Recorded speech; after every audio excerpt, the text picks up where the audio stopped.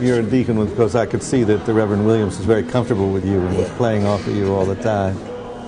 And when you were talking to people about being here in the South, a couple of times, you said, you're down south now, you're in the South now. What did you mean? Are there people here at the convention who are not from the South, or? Yes, it's a national convention. We have individuals from all over the nation itself. And as anything else, people do things a little different in different in sections of the country.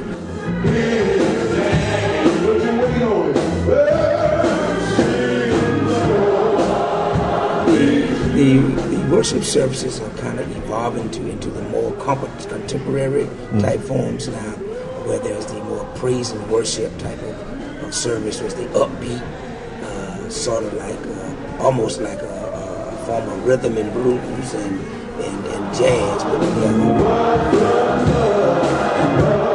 But the old hymns are very spiritual in nature, and they have a beat, but it's a slower beat and a more sacred beat. That's the best way I can explain it. Take it to the Lord in prayer. For in his arms he'll take and shield thee. Thou wilt find a soul is there.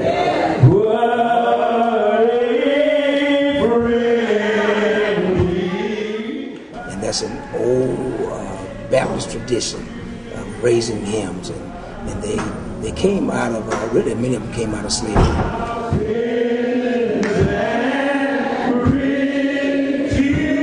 Were you an active member of your church from the time you were a young man? Yes. Or did you find the church later in life? No, I started young, I guess when I was in my teens. How old a man are you, Deacon? I'm 80. You're how old? I'm 80. So you have seen a lot. As somebody who was in World War II, do you think that it really changed the attitude of the people who were in the war, the black people who were in the war? I think so.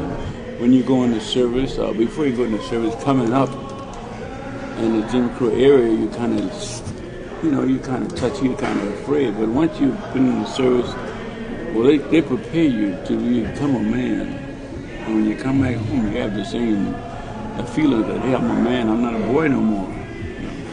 Yeah. And that's what it is. So you're not going to take what you took before. I think really, I don't think it's appreciated enough maybe in the influence that World War II had on creating the civil rights movement. Yes. Because when you have a lot of men coming back who say, I'm a man, I'm not a boy anymore, that makes a big difference. Oh, yeah. Well, we couldn't come in hotels like this. We would go and meet people's houses, and go to a church.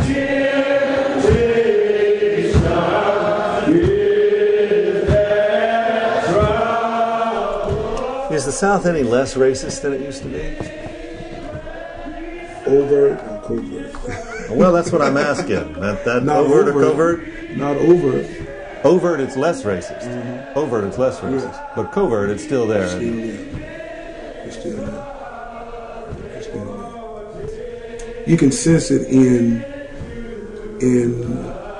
the corporate boardroom. You feel it on boards. You even feel it at banks. Our church even felt it when there was a flood here last year.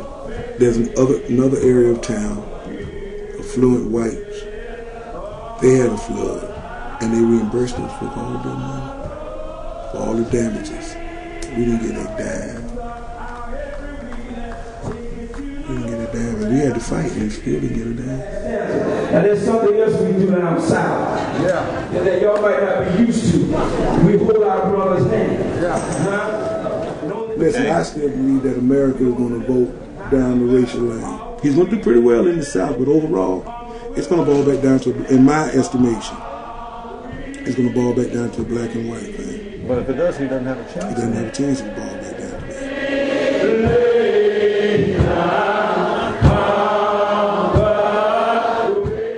You think you'll see a black, your kids will see a black president? You may see a black president.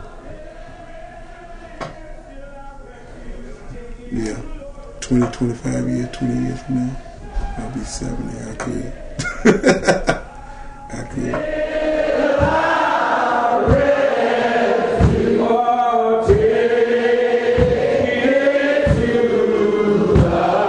But